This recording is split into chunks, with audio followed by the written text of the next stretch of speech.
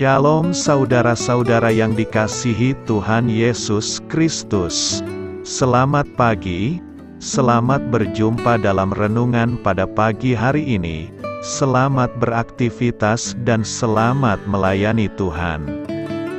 Kita bersyukur karena kemurahan Tuhan. Hari ini kita boleh bangun dengan kekuatan baru. Semua karena anugerah Tuhan. Saat ini sebelum kita mendengarkan renungan firman Tuhan, marilah sama-sama kita berdoa. Bapa kami yang di sorga, Bapa dalam nama Tuhan Yesus Kristus, Tuhan dan Allah kami yang baik, kami bersyukur untuk berkat kemurahan-Mu, di sepanjang malam Tuhan sudah lindungi kami, dan pagi ini kami boleh ada sebagaimana kami adanya. Semua karena berkat kemurahan Tuhan. Saat ini kami mau mendengarkan sabda firman-Mu. Jamah hati kami Tuhan, berikan pengertian yang baru, untuk kami memahami firman-Mu dan taat melakukan kehendak-Mu. Dalam nama Tuhan Yesus, kami berdoa. Haleluya, amin. Saudara yang terkasih, ayat pembacaan Alkitab kita hari ini terambil dari 2 Korintus 5 ayat yang ke-5 sampai 9. 2 Korintus 5 ayat 5 sampai 9. Tetapi Allah lah yang justru mempersiapkan kita untuk hal itu, dan yang mengaruniakan Roh kepada kita, sebagai jaminan segala sesuatu yang telah disediakan bagi kita. Maka oleh karena itu hati kami senantiasa tabah, meskipun kami sadar, bahwa selama kami mendiami tubuh ini, kami masih jauh dari Tuhan, sebab hidup kami ini adalah hidup karena percaya, bukan karena melihat. Tetapi hati kami tabah, dan terlebih suka kami beralih dari tubuh ini, untuk menetap pada Tuhan. Sebab itu juga kami berusaha, baik kami diam di dalam tubuh ini, maupun kami diam di luarnya, supaya kami berkenan kepadanya. Sahabat suara kasih, ayat emas renungan kita hari ini adalah 2 Korintus 5 ayat 6. Maka oleh karena itu hati kami senantiasa tabah, meskipun kami sadar, bahwa selama kami mendiami tubuh ini, kami masih jauh dari Tuhan. Judul renungan kita hari ini adalah, Jangan Fokus pada Diri Sendiri, ditulis oleh Charles Stanley. Sahabat suara kasih, kematian tidak bisa dihindari, tetapi kadang-kadang mengejutkan kita. Mungkin Anda mengenal seseorang yang meninggal secara mendadak. Perumpamaan hari ini adalah peringatan tentang situasi seperti itu. Hal ini menceritakan tentang seorang pria yang memperoleh kenyamanan dan kekayaan, tetapi hanya memikirkan kapan waktunya di bumi. Kematian datang tanpa peringatan, dan dia tidak bisa membawa apa-apa. Tuhan menyebutnya bodoh, karena hidup terfokus pada diri sendiri. Meskipun kaya di mata dunia, pria itu tidak memiliki hubungan dengan Tuhan, dan tidak menginvestasikan apapun dalam kerajaan Kristus. Semua harta yang dia simpan di sini tidak berharga lagi setelah dia mati. Yang lebih buruk, tanpa Tuhan Yesus, dia akan terpisah dari Tuhan selamanya. Ini sungguh hidup yang sia-sia. Saat saya memikirkan pilihan orang ini, 2 pertanyaan muncul di benak saya, yang penting untuk kita renungkan. Pertama, jika Anda mati hari ini, apakah Anda akan masuk surga? Keselamatan adalah pemberian cuma-cuma bagi mereka yang percaya kepada Tuhan Yesus sebagai korban yang bisa diterima atas dosa-dosa kita. Dia adalah satu-satunya jalan Tidak ada alasan atau cara lain yang bisa berhasil, dan Tuhan Yesus berjanji saat orang percaya meninggal, mereka segera menemukan diri mereka di hadirat-Nya. Kedua, apa yang sudah Anda capai dalam hidup?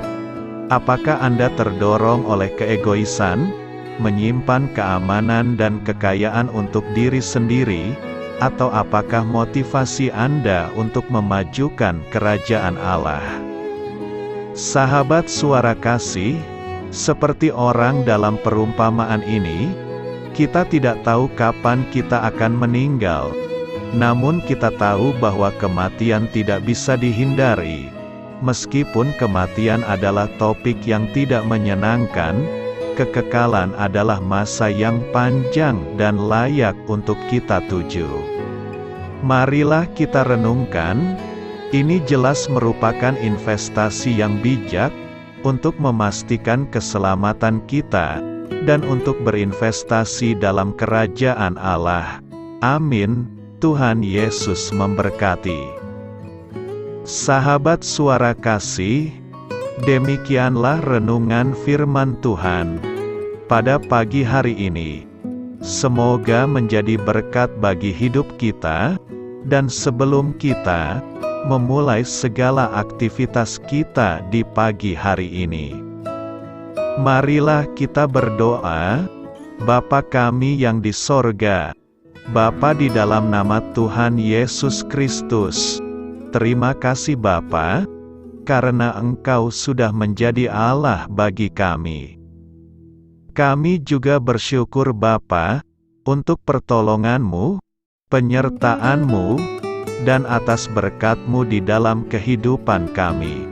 Kami berbahagia dan bersyukur Bapa, untuk kebaikan-Mu di pagi hari ini. Tak berkesudahan kasih setia-Mu, tak habis-habisnya rahmat-Mu. Selalu baru setiap pagi, besar kesetiaan-Mu di dalam hidup kami. Terima kasih untuk firman-Mu. Pada pagi hari ini ya Bapa, kami mau belajar dan terus belajar tentang firman-Mu. Firman-Mu yang menguatkan dan meneguhkan iman percaya kami. Firman-Mu yang mengubahkan kehidupan kami. Kami mau berjalan bersama dengan Engkau di sepanjang kehidupan kami Bapa, agar kami tidak tersesat di dalam dunia ini. Terima kasih Bapa, buat kesempatan dan nafas kehidupan yang masih Engkau berikan.